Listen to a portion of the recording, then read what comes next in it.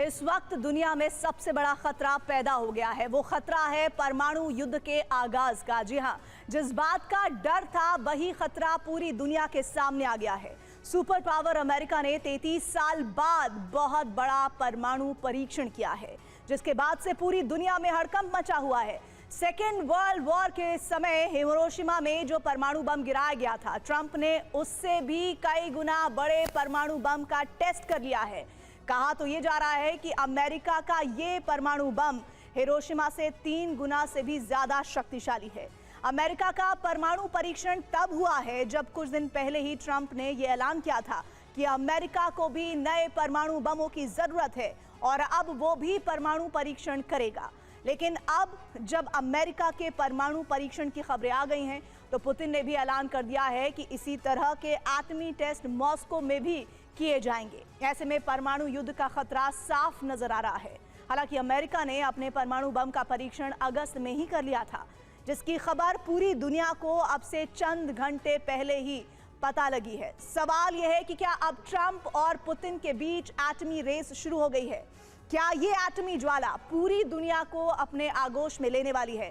इस पर बात करने के लिए हमारे साथ कई एक्सपर्ट्स भी होंगे, लेकिन उससे पहले आज की सबसे बड़ी खबर आप तक पहुंचा दे। खबर अमेरिका से जुड़ी हुई। अमेरिका ने किया है सबसे बड़ा परमाणु बम का परीक्षण।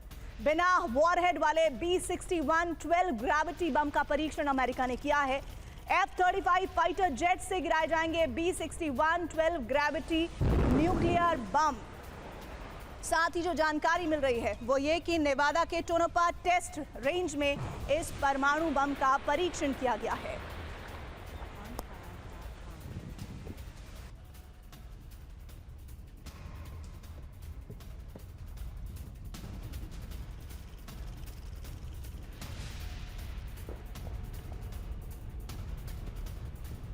तो आपको बता दें, ये सबसे बड़ी खबर पूरी दुनिया के लिए है। अमेरिका ने बहुत बड़े परमाणु बम का परीक्षण किया है और ये परमाणु बम बिना वॉरहेड वाले B-61 12 ग्रेविटी बम का परीक्षण है, जिसकी तस्वीर आप देख रहे हैं।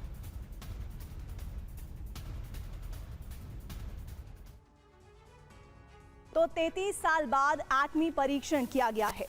परमाणु टेस्ट पूरी तरह से सफल रहा है। ये अमेरिका की तरफ से इस वीडियो के जरिए दिखाया गया है। B-61 12 ग्रेविटी बम बेहद शक्तिशाली बम में है और B-61 12 बम का असर क्या होगा ये भी समझ लीजिए। अमेरिका की परमाणु स्ट्रैटेजिक क्षमता का ये प्रदर्शन है। हथियार सिस्टम और तकनीक का सफल परीक्षण इसमें किया गया है। अंतर्राष्ट्रीय स्तर पर रणनीतिक तैयारी का प्रदर्शन भी इसमें किया गया है। साथ ही साथ आधुनिक सटीक न्यूक्लियर हथियारों में ये सक्षम है। दुनिया को इससे मैसेज क्या मिल रहा है ये भी हम एक एक करके आपको बताते हैं। अमेरिका की परमाणु शक्ति सबसे मजबूत है। पहली बात, अन्य देशों के लिए सावधानी, रणनीतिक संतुलन की चेतावनी भी है। हथियार सुरक्षा और नियंत्रण प्रणाली पर भरोसा भी जताया गया है अमेरिका की तरफ से। वैश्विक हथियार नियंत्रण और सुरक्षा पर अमेरिका ध्यान दे रहा है। और इस बीच एक बड़ी जानकारी, अमेरिकी परमाणु बम का नाम है B-61 12। B-61 12 का टेस्ट पूरी तरह से सफल रहा है। इस बम को ग्रेविटी न्यूक्लियर बम कहा जा रहा है।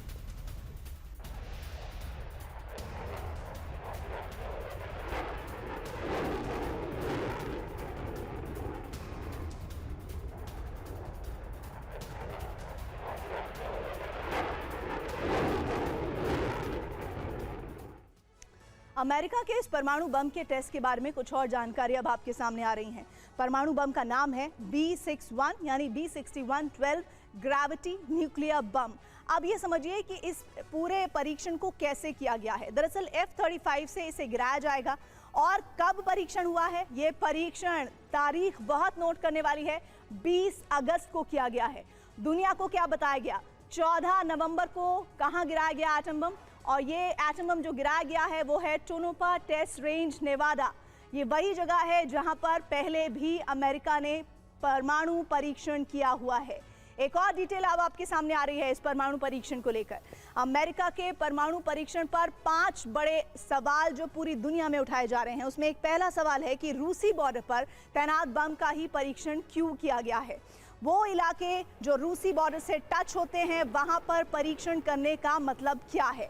दूसरा महत्वपूर्ण पॉइंट, अमेरिका के ग्रेविटी बम के परीक्षण का मतलब क्या है, क्यों करना पड़ा है अमेरिका को ग्रेविटी बम का परीक्षण। तीसरी बात, ईरान में बंकर बस्टर गिराए गए थे, क्या वो भी ग्रेविटी बम का परीक्षण था, क्योंकि इस तरह के संकेत मिल रहे हैं, ग्लोबली इस तरह के इनपुट आ रहे हैं। चौथी बात, एटम बम डिलीवरी एजेंट का भी टेस्ट हुआ है। एजेंट मतलब वो पूरा प्रोसेस कि कैसे एक एटम बम को ले जाया जाता है परीक्षण करने की स्थिति तक, अमेरिका का इरादा इससे क्या झलकता है। पांचवी बड़ी बात जो अपने आप में बहुत ज़रूरी है, जो दुनिया के लिए चिंता की बात है कि अमेरिका के परमाणु परीक्षण के बाद क्या हो सकता है, रूस का जवाब। और अब हम अपने पैनलिस्ट से आपका परिचय करवा देते हैं। मेजर जनरल अश्विनी सिवाच, रक्षा विशेषज्ञ हमारे साथ जुड़ रहे हैं। Professor Amitabh Singh, foreign experts हमारे साथ हैं। ग्रुप कैप्टन DK पांडे, रक्षा विशेषज्ञ हमारे साथ हैं। और साथ ही साथ USA से हमारे साथ जुड़ रही हैं पूर्णिमा नाथ, राजनीतिक विश्लेषण है, लाइव हमारे साथ जुड़ गई हैं। अमिताभ जी, शुरुआत में आपसे करूंगी। सबसे पहले ये बताइए कि अमेरिका का ये परमाणु परीक्षण किसके लिए सबसे बड़ी खतरे की घंटी है। देखिए, मुझे तो थोड़ा सा ये एक रिपोर्ट थोड़ा सा मुझे भ्रामक लग रहा है। भ्रामक इसलिए लग रहा है कि अमेरिका ने 33 साल पहले न्यूक्लियर परीक्षण जो सब मतलब ग्राउंड के अंदर करने वाला था वो रोक दिया था। उसके बाद CTBT आया और बाद में START 2 आया, जिसके चलते उन्होंने न्यूक्लियर परीक्षण नहीं किए थे। सब क्रिटिकल न्यूक्लियर एक्सपेरिमेंट्स चल रहे हैं, ये सब जानते हैं। सब क्रिटिकल का मतलब होता है उसको डिटेक्ट नहीं किया जा सकता है, अंडरग्राउंड होते हैं और सैटेलाइट से या साइज्मिक रेगुलेटर से उनको चेक नहीं किया जा सकता है। तो ये तो एक बहुत बड़ी बात है। लेकिन और अभी भी जो रिपोर्ट्स आ रही हैं उसमें भी उनके जो एनर्जी सेक्रेटरी है उन्होंने कहा कि हम न्यूक्लियर बॉम्ब एक्सपेरिमेंट्स नहीं कर रहे हैं, हम एनर्जी के रूप में या हो सकता है न्यूक्लियर वेपन जो मिसाइल है उनको उनकी मारक क्षमता टेस्ट करने के लिए हम ये कर सकते हैं। और ये कमोबेश सब राज्य ये करते हैं कि अपने न्यूक्लियर वेपन्स को टेस्ट करते रहते हैं। लेकिन जिस तरह के रिपोर्ट्स आए हैं, जिस तरह के ट्रंप ने बोला, वो ऑफ द कफ था या उसके पीछे कोई बहुत बड़ी थिंकिंग थी, ये सब एक बहुत बड़ा विषय है। लेकिन एक बात तो स्पष्ट है कि अमेरिका पहले भी कह चुका है कि चीन एक्सपेरिमेंट्स कर रहा है, वो अपने नंबर बढ़ा रहा है। रूस जिस तरह के पोस्चर्स दिखा रहा है, खासकर बुरेवेस्तनिक और पोसिडोन जैसे ये हथियार टेस्ट करके, उनको देखकर यही लग रहा है कि अमेरिका का जो एक हथियार था 2026 में उसको तैयार होना, 2023 में तैयार होना था, सेंटिनल, वो 2026 या 28 तक उसको आगे कर दिया गया। और एक और था, क्योंकि उनके लिए टेक्नोलॉजी, उसके लिए सामान जुटाना और रिसर्च करना वो काफ़ी महंगा पड़ रहा था। दूसरा जो शिप बेस्ड या सी बेस्ड लॉन्चिंग मिसाइल्स थी जिनको 2028 में टेस्ट करना था, वो अब पोस्टपोन होकर 2033 तक चला गया है। यानी उनकी न्यूक्लियर कैपेबिलिटी अभी इस स्थिति में नहीं है कि वो न्यूक्लियर टेस्ट कर पाएं। और इसके कई कारक हैं। एक तो सबसे बड़ा है कि ये और एक न्यूक्लियर कंपटीशन को बढ़ाएगा और एनपीटी के जो राज्य अब तक एनपीटी को मान रहे थे, शायद वो भी न्यूक्लियर टेस्ट करने लगे। तो कई कारणों से मुझे ये लग रहा है कि और अगर अमेरिका ये न्यूक्लियर टेस्ट जो आपने कहा नेवाडा में किया, अगर वो किया होता तो इसका एक बहुत बड़ा न्यूज़ होता जो किसी न किसी तरह अमेरिकी मीडिया से या दुनिया के अन्य मीडिया से आता, जो अब तक नहीं आया। सर, लेकिन जो फैक्ट्स आ रहे हैं वो तो ये बता रहे हैं कि ये पूरा जो परीक्षण है वो अगस्त महीने में किया गया। और सबसे बड़ी बात ये कि इसी दरमियान पुतिन से भी डोनाल्ड ट्रंप की मुलाकात हुई। और ये जो फैक्ट्स आ रहे हैं इनसे डिसएग्री करना कितना सही होगा ऐसे वक्त में जब खुलकर ऐसे संकेत मिल रहे हैं कि परमाणु परीक्षण किया गया है अमेरिका की तरफ से। आप बने रहिएगा, मेरे साथ एक बड़ी खबर आ रही है, बड़ी जानकारी परमाणु परीक्षण को लेकर, ये कि जैसा बम हिरोशिमा में गिराया गया उसी तरह के बम का टेस्ट किया गया है।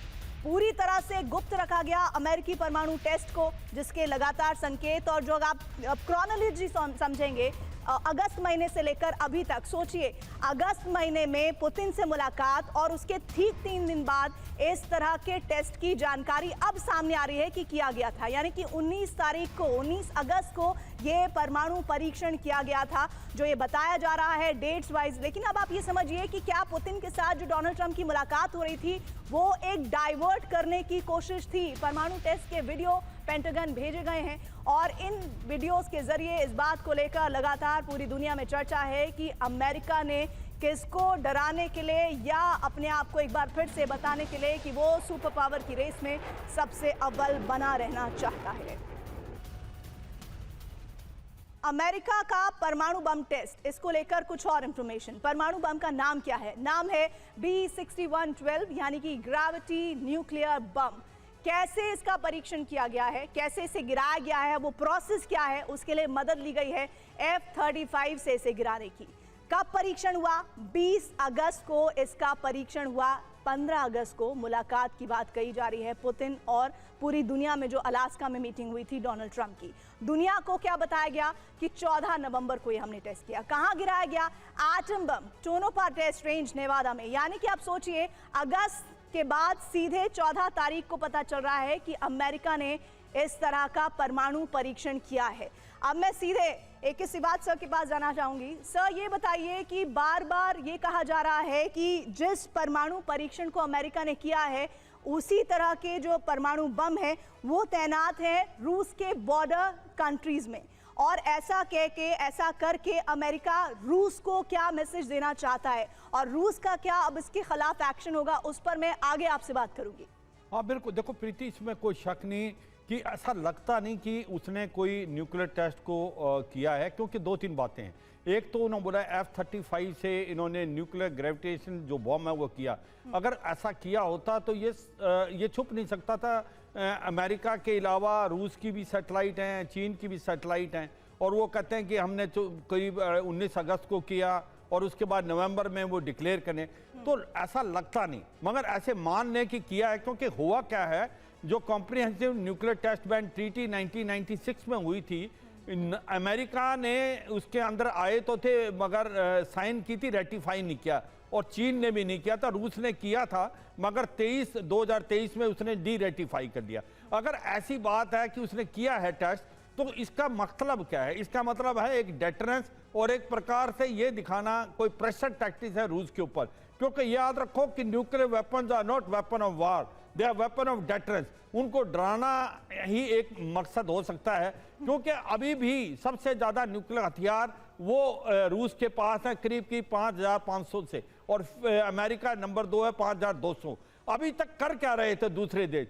अभी तक टेस्ट किसी ने नहीं किया। देखो 1990 में रूस में किया था, 1992 में अमेरिका में किया, 1996 में चीन और फ्रांस ने किया, 1998 में भारत और पाकिस्तान ने किया, और 2017 में नॉर्थ कोरिया ने किया, और उसके बाद उसने भी सेल्फ मॉरेटोरियम लगा दिया।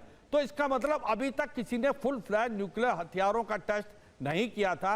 अगर अभी ये करेगा जैसे बोल रहा है अमेरिका, तो दो बातें होंगी, क्योंकि फिर इसके साथ साथ रूस भी करेगा, चीन भी करेगा, और ये जो न्यूक्लियर होड़ है ये एक खतरे की घंटी है पूरे वर्ल्ड की। अगला सवाल भी था सर, जिसको लेकर मैं आगे अपने पैनलिस्ट के पास जाऊंगी, लेकिन इस बीच एक बड़ी जानकारी आ रही है। अमेरिकी परमाणु टेस्ट पर रूस का बयान। अमेरिका ने अंतर्राष्ट्रीय नियम तोड़ दिए हैं। रूस ने कहा अब इसका जवाब रूस की तरफ से भी दिया जाएगा। मॉस्को से बड़ी जानकारी आ रही है, जल्द रूस का जवाब दुनिया देखेगी। ये बड़ी खबर इस वक्त, और मैं सीधे रुख कर रही हूँ यूएसए विस्कॉन्सिन से। हमारे साथ पूर्णिमा नाथ जुड़ी हुई हैं।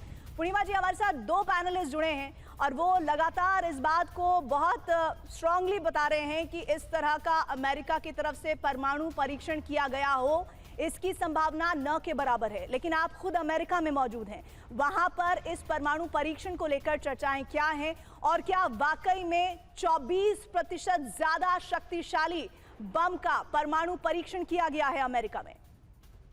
नमस्ते, thank you so much for having me. First of all, ये फ्रेश ऑब्वियसली न्यूज़ है, सो इसके बारे में बहुत कुछ चर्चा हुआ नहीं, बट मेरा पहला मेरा जो रिएक्शन है मैं आपको बताऊंगी। आपके पैनलिस्ट की बात तो मैं सुन नहीं पाई हूँ, लेकिन मेरा मानना ये है कि अमेरिका जो है, जो जिस बलबूते पे खड़े हुए हैं, जो एक टेंडेंसी है, वो टेंडेंसी शुरू कहाँ से हुआ, फाउंडेशन क्या है, वो आपके लिए समझना बहुत इंपॉर्टेंट है।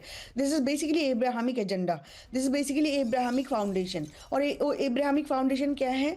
Me and me and me alone, everybody else is inferior to me. तो ये जो फाउंडेशनल कॉन्सेप्ट है, this shapes every one of their policy, domestic policy including international policy. अब मैं इंडिया को यहाँ पे लेकर आना चाहती हूँ from A philosophical stand point. India की जो स्पिरिचुअल बैकग्राउंड है वो किसी कंट्री में नहीं है, किसी लैंड में नहीं है, किसी कॉन्टिनेंट में नहीं है, दुनिया की कहीं जगह पे नहीं है। अब इंडिया के पास न्यूक्लियर वेपन है भी, it is from A defensive concept. अब सर ने थोड़ी देर पहले ये बोला है कि वो न्यूक्लियर वेपन डिटरेंस है। आप भूल गए हो कि America was the first country to actually bomb and wipe out 2 Japanese cities, and उनके उसमें जो थाउजेंड्स ऑफ पीपल को वाइप आउट करा गया था, that was America first and last. But उनके बाद उनका काम थोड़ी चेंज हुआ, whether they used the nuclear weapon और बॉम्ब्ड और not, but they utilized other weapons in a different way to project the same kind of power in the world। तो वो कॉन्सेप्ट दिमाग में रखते हुए आपको पता ही है, एक छोटे से एक धमकी भी नहीं है, एक सोशल मीडिया पोस्ट के वजह से उन्होंने उनके एडमिनिस्ट्रेशन को उन्होंने गाइड भी किया था। वहाँ पे मेदवेदेव की पोस्ट के ऊपर वो सबमरीन को भेजा है, न्यूक्लियर सबमरीन को भेजा हुआ है रशिया के पास। मुझे आप ये बताइए, अगर कब कोई बोल दिया है कि हुआ है, या कोई बोल रहा है कोई हुआ नहीं है, इसमें हम क्यों विवाद करें कि हुआ है या नहीं हुआ है? मेरे हिसाब से तो हुआ है, और पहले हुआ है, अभी हमें पता चल रहा है। And this is something that I'm probably not going to change my opinion unless or otherwise I see another evidence that this hasn't happened. At this point of time, I stand on my opinion that nuclear testing has happened. That's pretty much it.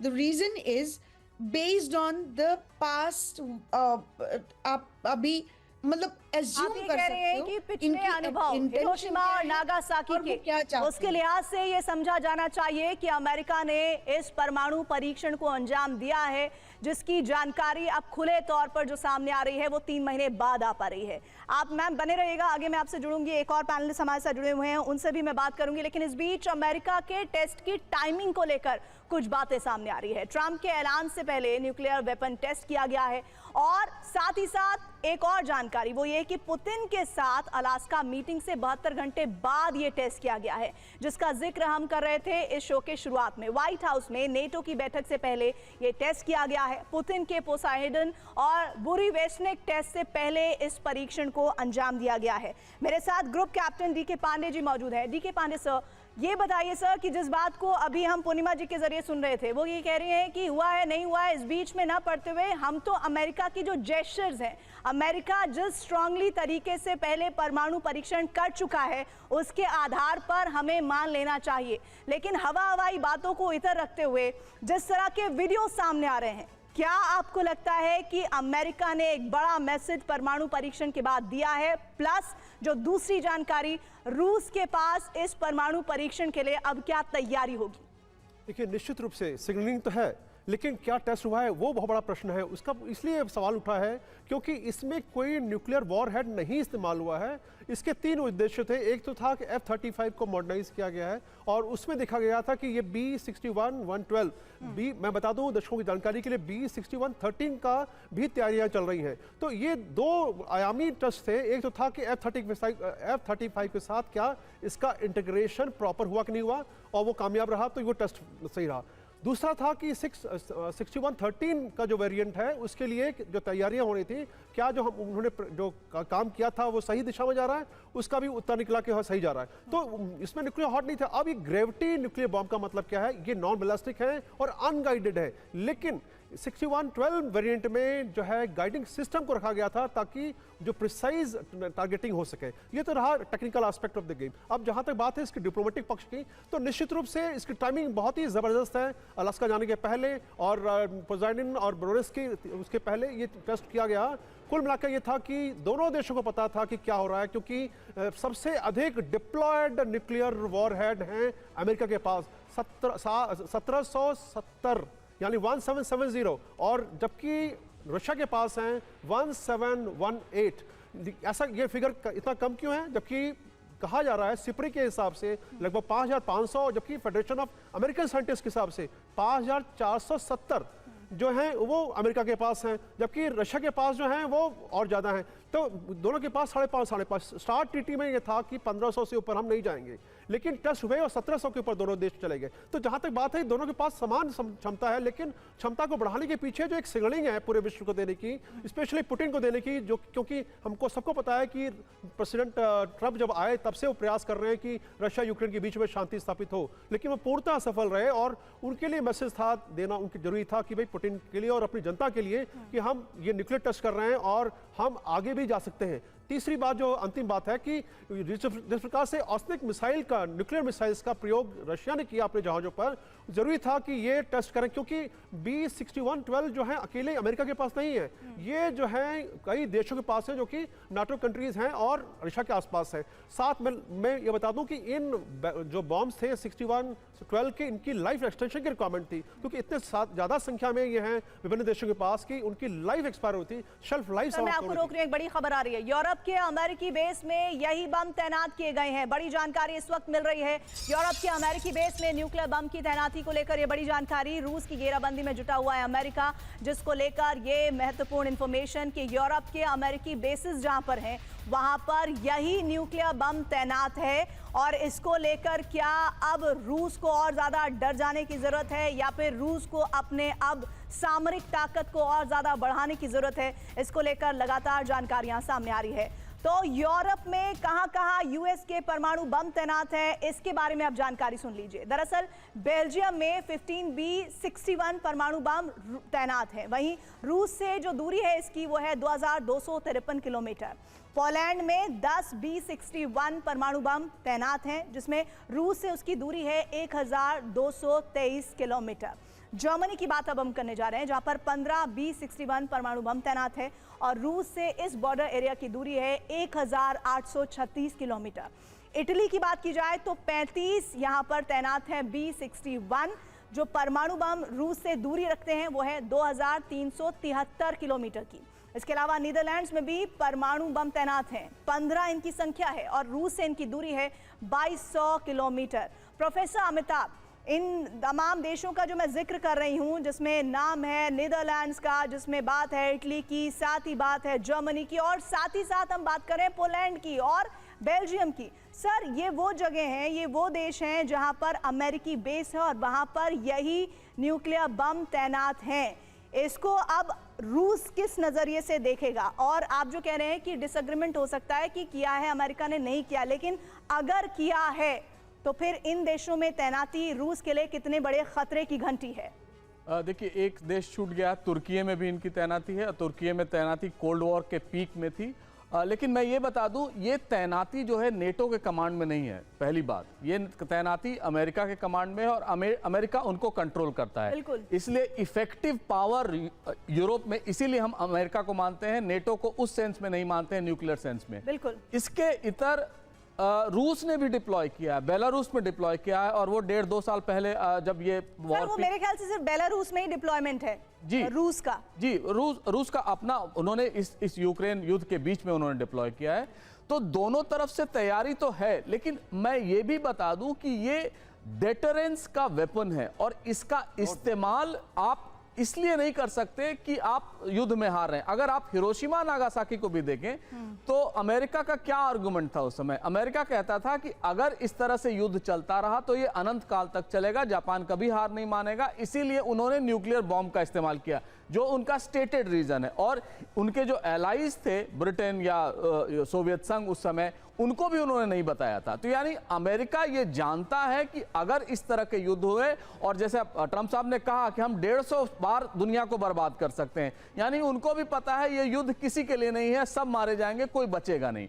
तो ये weapon of deterrence है, deterrence के तरह ही इसका इस्तेमाल होगा। लेकिन ये तो जरूर है कि पोस्चरिंग है, और पोस्चरिंग ट्रंप ने नहीं शुरू की है, माइंड यू, ये पहले पुतिन साहब ने शुरू की है। और पुतिन बार बार कभी ना कभी उनके सर्गेई मेदवेदेव ये कहते हैं कि हम एक न्यूक्लियर पावर है, हमें न्यूक्लियर पावर की तरह देखना चाहिए। तो कमोबेश ये मान के चलना चाहिए कि ये पोस्चरिंग है रूस को दिखाने के लिए अमेरिका की हम बहुत पावरफुल हैं, आप बेटर मीडिएट कीजिए यूक्रेन के साथ, नहीं तो अगर आप युद्ध का थ्रेट देंगे, न्यूक्लियर युद्ध का, तो हमारे पास भी न्यूक्लियर वेपन है। मैं तो इसे एक एक्सटेंशन आगे बढ़ना चाहती हूँ। रूस के बाद उत्तर कोरिया का भी यहाँ पर जिक्र होना चाहिए, क्योंकि रूस के साथ साथ क्या ये ग्लोबली इंपैक्ट करने वाली खबर नहीं है, इसको भी मैं अपने एक्सपर्ट से समझूंगी। लेकिन एक बड़ी जानकारी आ रही है, हिरोशिमा में दागे गए हैं बम से जो जानकारी है उसकी इंटेंसिटी, उसकी क्षमता 24% ज्यादा ताकतवर है।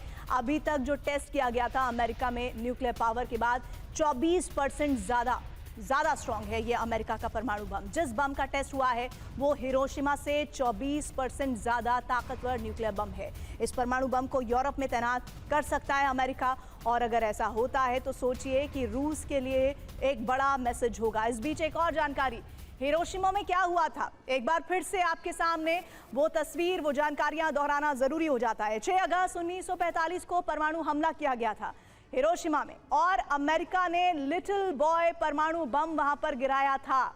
इतिहास का पहला ये परमाणु हमला था जिससे बहुत बड़े पैमाने पर तबाही हुई थी। अमेरिका ने B-29 सुपर फोर्ट्रेस बॉम्बर से इसे गिराया था। यूएस ने एनोला गे विमान से एटम बम को गिराया, और परमाणु हमले में 1,40,000 लोगों की जान गई थी। हमले में करीब 38,000 बच्चों की मौत हुई थी, और कुछ सेकंड्स में ही शहर का ज्यादातर हिस्सा ध्वस्त हो गया था। परमाणु बम का असर क्या हुआ था उसको सुनकर आप लोग खौफजदा एक बार फिर से हो जाएंगे। रेडिएशन से कैंसर और कई बीमारियां हुई, और उसके बाद लंबे वक्त तक इस परमाणु हमले का असर देखा गया हिरोशिमा और नागासाकी में।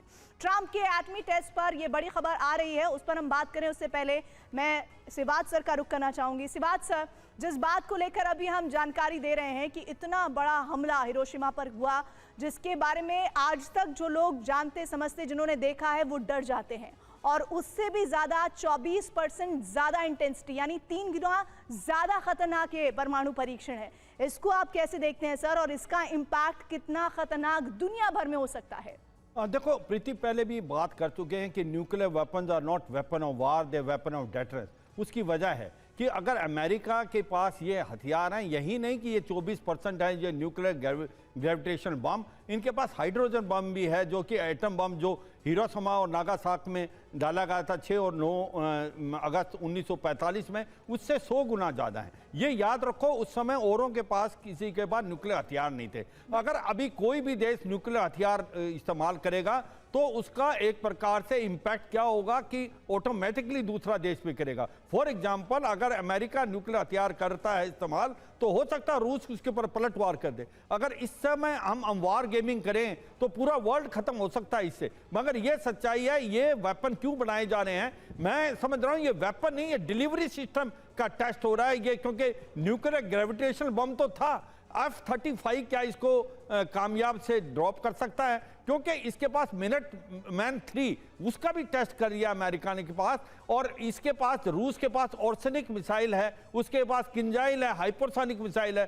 पोसेडिन जो कि एक ड्रोन है जो न्यूक्लियर पावर्ड है, उसका भी कर लिया। कहने का मतलब है रूस के पास और अमेरिका के पास इतने न्यूक्लियर हथियार हैं, वर्ल्ड को वो बहुत ज्यादा 1000 गुना बार वो इसको खत्म कर सकते हैं। और यही नहीं, फ्रांस के पास भी हैं, चाइना 600 के करीब है, इसके बाद यूके। अब हो क्या रहा है ऐसे में, एक तो प्रेशर टैक्टिक्स अमेरिका रूस के ऊपर डालने की कोशिश कर रहा है कि ये लड़ाई बंद करे, हम अपने न्यूक्लियर हथियारों को डिप्लॉय करते हैं। दूसरा, इसका नेगेटिव इंपैक्ट क्या होगा कि जो देश अभी तक न्यूक्लियर नहीं बनना चाहते थे, वो भी डरने के कारण हो सकता है वो न्यूक्लियर हथियार बनाए। इसी वजह में आप देखें, ईरान बहुत कोशिश कर रहा है कि वो न्यूक्लियर हथियार बनाए। हो सकता है कुछ आने वाले टाइम में जापान, जर्मनी जैसे देश में दोबारा सोच सकते हैं न्यूक्लियर हथियार बनाने का। मगर ये सच्चाई है, बहुत इंपॉर्टेंट है, और इसी बात को लेकर, इसी खतरे को लेकर हम आप लोगों से चर्चा भी कर रहे हैं कि अगर ऐसा होता है, और इस होड़ में किस तरह से वो देश भी शामिल होने की कोशिश करेंगे जिन्होंने आज तक परमाणु परीक्षण को लेकर बहुत स्ट्रांगली एक्शन नहीं लिया है। इस बीच एक बड़ी खबर आ रही है ट्रंप को लेकर, ट्रंप के एटमी टेस्ट पर बड़ी जानकारी। वो जानकारी ये बताती है कि एटम बम के सारे उपकरणों का भी टेस्ट किया गया है, डिलीवरी व्हीकल का भी किया गया है टेस्ट। इसका मतलब क्या हो जाता है, इसको भी समझना होगा। इस बीच आपको बताते हैं कि किस तरह से इस पूरे परमाणु परीक्षण को लेकर अमेरिका ने न्यूक्लियर परीक्षण जो किया है उसमें क्या क्या इंफॉर्मेशन ऐड ऑन हो रही है, वो सबसे इंपॉर्टेंट इंफॉर्मेशन ये है कि B6112 ग्रेविटी न्यूक्लियर बम का अमेरिका ने टेस्ट किया है। हिरोशिमा पर गिरे बम से 24% ज्यादा शक्तिशाली ये बम है। B6112 बम की विनाशकारी रेंज में पूरी दुनिया है। पूरी दुनिया का मतलब यह है कि वो होड़ जिसको लेकर रोकने की कोशिशें लगातार कई बड़े नेता कर चुके हैं, जॉर्ज बुश से लेकर गोर्बाचोव तक। B2 बॉम्बर्स और F-35 एयरक्राफ्ट से गिराया जाता है B6112 बम। साथ ही रूस के नज़दीक 5 अमेरिकी बेसों में B6112 ग्रेविटी न्यूक्लियर बम तैनात है। पूर्णिमा जी का मैं एक बार फिर से रुख करना चाहती हूँ। पूर्णिमा जी, क्या आपको लगता है कि अमेरिका का ये परमाणु परीक्षण करना दुनिया में उस होड़ में शामिल होने की एक फिर से दूसरे देशों के लिए कोशिश होगी जो अभी तक ये चुप रहते थे और उस ट्रीटी का उस लगातार बात को ध्यान में रखते थे कि नहीं, न्यूक्लियर अगर वेपन से हमें आगे हम अपनी ताकत को बढ़ाते हैं तो कहीं ना कहीं पूरी दुनिया में विनाश का सबब होगा, जिसको हमें नहीं किया जाना चाहिए। लेकिन अमेरिका का परमाणु परीक्षण क्या उन देशों के लिए प्रोवोकिंग एक्शन नहीं लगता आपको? देखिए, मैं आप लोगों का अटेंशन एक क्रूशियल डिटेल्स में लेके जाना चाहती हूँ। आपको पता है यूनाइटेड स्टेट्स पावरफुल कब बना था? आप ऑब्वियसली आफ्टर वर्ल्ड वॉर 2। उससे पहले हुआ क्या था? यूनाइटेड स्टेट्स ने एलाइड फोर्स के साथ कनेक्ट कर दिया, D-Day इन्वेजन करवाया नॉर्मंडी बीच में। So at the end of the day United States became powerful because of its warmongering tendencies. ये हमेशा ही मतलब विद इन अमेरिका ऑल्सो, अगर आप अमेरिका का मैप आज देखो, if you look at whether it's a Florida side, the eastern bottom sides near Caribbean, और west coast में आप देखो Texas, California, Colorado, Nevada and all those अभी जो states बने हुए हैं, ये सब नेटिव अमेरिकन्स के लोग हुआ करता था। पहला इन्वेजन और एक्चुअली मैं बोलूँगी कू डेटार हवाई में था, वो उसको कैसे लिया गया था। अब लिटरली अमेरिका की जो फाउंडेशन है, it is based on coups, based on invasion, based on taking over others land. और उसके बाद 1944 के बाद जो अमेरिका का सुपर पावर स्टेटस बना है, it's based because of all this bomb गिराना, हिरोशिमा नागासाकी में बॉम्ब गिरा के अभी दो सिटी में लिटरली वाइप आउट करना। उसके बाद after all these years also people are actually suffering because वो जो रेडिएशन होता है। सवाल वही रह गया। सवाल ये कि क्या आपको नहीं लगता कि अमेरिका का ये परमाणु परीक्षण करना बाकी ऐसे देशों के लिए जो परीक्षण करने से बचते रहे हैं उनके लिए एक प्रोवोकिंग एक्शन है? See, that's what I was trying to tell you. Basically, America wants to show that America is still the powerful country and they are capable of literally wiping out the entire world. वो actually करेंगे under President Trump or not, it's very highly unlikely. लेकिन ये test और ये धमकी और ये जो चल रहा है, this is obviously not good for anybody and it is, इसका रिएक्शन चाइना और रशिया से होगा ही ऑब्वियसली। ये there is no ifs and buts about it.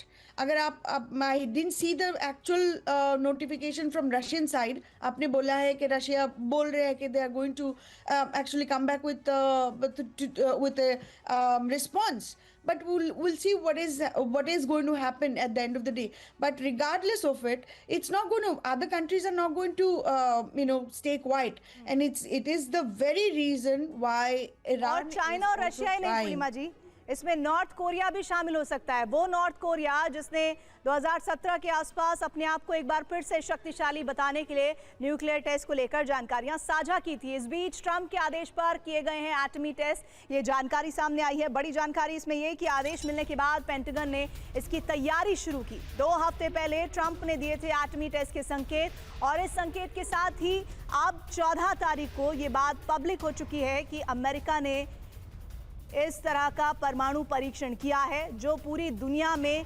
घमासान मचा सकता है। और उस होड़ को जो अभी तक ऐसा कहा जा रहा था कि कोई भी देश उसमें शामिल होने के लिए ओपनली बचता था, अब वो खुलकर ये कह पाएंगे कि अमेरिका जैसा देश अगर इस तरह के परमाणु परीक्षण कर सकता है तो हम क्यों पीछे रहें।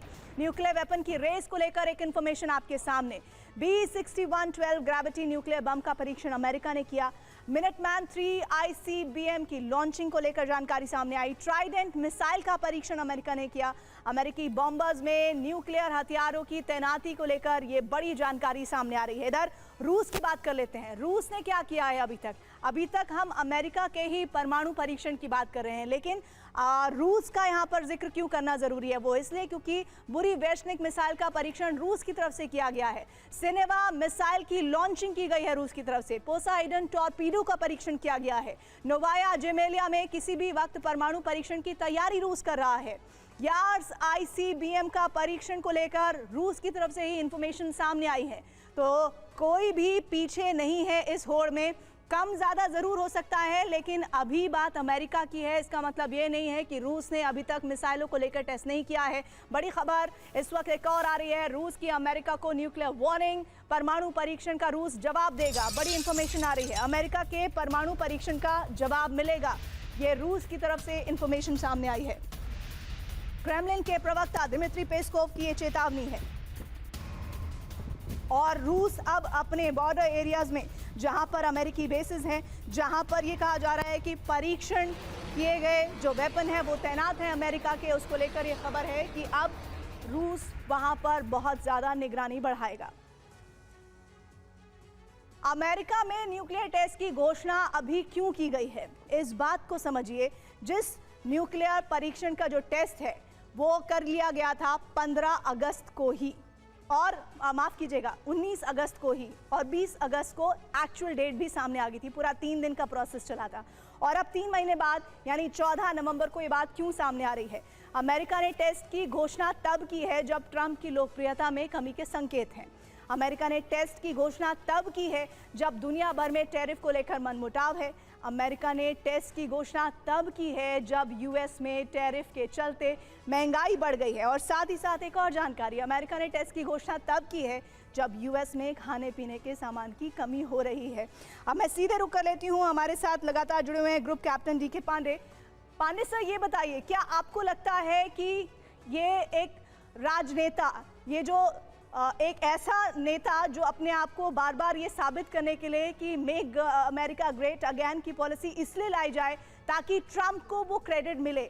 इस बीच बहुत सारी बातें ऐसी सामने आई है हाल फिलहाल के दिनों में, जहां पर सिर्फ अमेरिकन ही नहीं पूरी दुनिया में एक अनरेस्ट है डोनाल्ड ट्रंप को लेकर। क्या आपको लगता है, जिस बात का जिक्र अभी हमने किया, कि यही वजह हो सकती है कि परमाणु परीक्षण का जिक्र करके उन तमाम बातों को डाइवर्ट करने की कोशिश डोनाल्ड ट्रंप कर रहे हैं? देखिए, निश्चित रूप से ये भी एक एलिमेंट है जिसका बहुत महत्वपूर्ण है, स्पेशली डोनाल्ड ट्रंप के लिए, जो कि चाहते हैं कि वो हमेशा खबरों में बने रहें और उनकी तारीफ होते रहे, नोबेल प्राइज उनको मिलते रहे, सब उनको कहें कि भाई आप ही हैं और आप ही हैं और आपकी वजह से सब कुछ हो रहा है। लेकिन ध्यान रहे एक बात को कि 33 साल के बाद ये टेस्ट किया गया है। 1992 में यूएस कांग्रेस ने जो है पूर्णतः टेस्टिंग, प्रोडक्शन और डिप्लॉयमेंट पर न्यूक्लियर आर्म्स के रोक लगाई थी, और 92 के बाद सीधे 2025 में टेस्ट किए गए।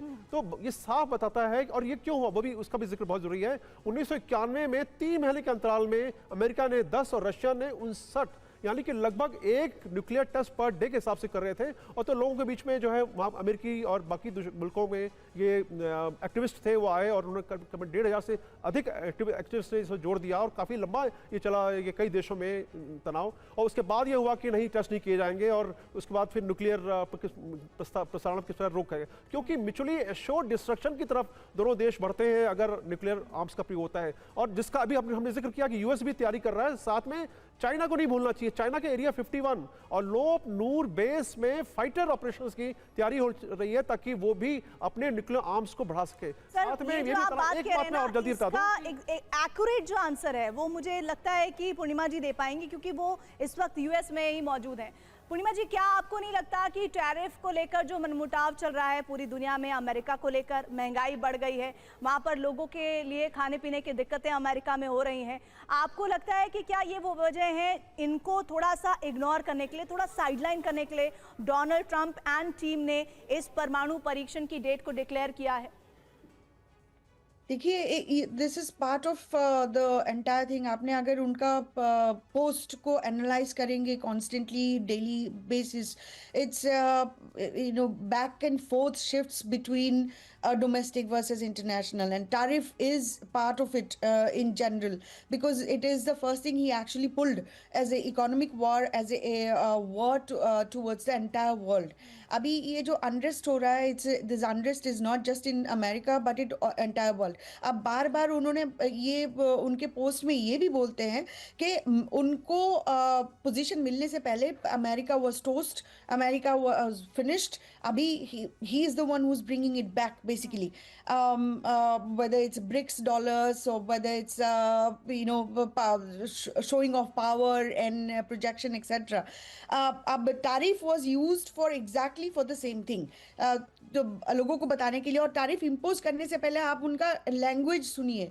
लैंग्वेज में बार बार ये बताया जा रहा था कि बाकी countries were abusing United States और अमेरिका की एडवांटेज ले रहे थे. ये लैंग्वेज वो बार बार यूज कर रहे थे कि बाकी जो कंट्रीज है they have been using abusing and taking advantage of America, इसीलिए उनको सबक सिखाया जाना चाहिए. And this is exactly the tone that MAGA जो कल्ट है, जो एक कल्ट बन चुकी है अब, हैज पिक्ड अप. अगर जिस एनालाइजेशन को आप यहाँ पर साझा कर रही हैं पूर्णिमा जी, अगर इस लिहाज से समझें तो सबक सिखाने वाली हरकत में परमाणु परीक्षण ही क्या एक ऑप्शन था अमेरिका के पास? ये भी एक अहम सवाल है. शुक्रिया मैम, समय की कमी है. बहुत बहुत शुक्रिया आपका हमारे साथ जुड़ने के लिए. जी बोलिए. अच्छा कहिए. यस्टरडे ट्रंप ने रिवर्ट किया है बीफ और coffee plus other agro product में. आप देख लीजिए ये डांस चलता रहेगा. This is a show, this is a projection. It is creating a massive uncertainty in the market internationally, and this is very dangerous way of running a country and even threatening others. दुनिया की तबाही के cost per कोई देश फैसला ले, उसको कैसे सही ठहराया जा सकता है, ये बहुत अहम सवाल है. बहुत बहुत शुक्रिया पूर्णिमा जी आपका हमारे साथ जुड़ने के लिए. Amitabh sir, Siwad sir, Pandey sir, आपका भी शुक्रिया हमारे साथ इस पूरे कॉन्वर्सेशन में ये बताने के लिए कि अमेरिका का ये एक्शन किस तरह से ग्लोबली महत्व रखता है.